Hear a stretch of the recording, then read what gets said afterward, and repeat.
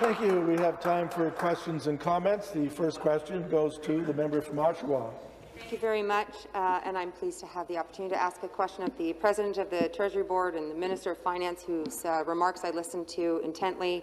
He said the Ontario spirit will get us through the pandemic and claimed to be a numbers guy. So my question is about that.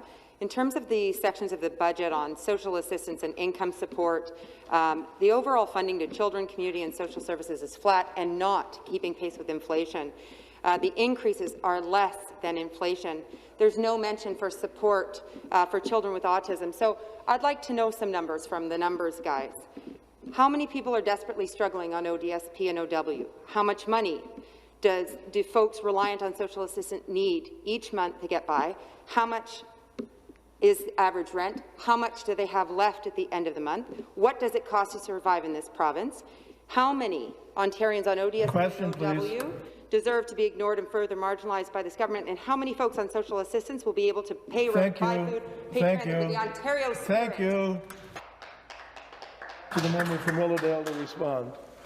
Well, thank you, Speaker. And I will direct the member opposite's attention to page 9, which clearly shows those investments into the very core programs and services that she is mentioning. Nothing more but in the out years, every single year out to 2024, but investments in every single line ministry. And if she wants a clearer breakdown of that, it's available on pages 164 through 174 inclusive, showing every single out year on those investments to the Ministry of Social Services. You will also see the increase, the doubling of the funding for the autism service for supports.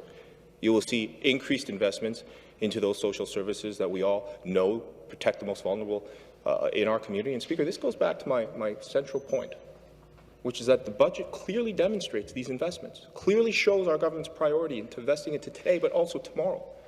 And Speaker, if the members want to challenge those figures based on the objective black and white numbers that we are referencing in the budget, please do so. But in the meantime, Speaker, I will direct the members' attention to those very page numbers to see those.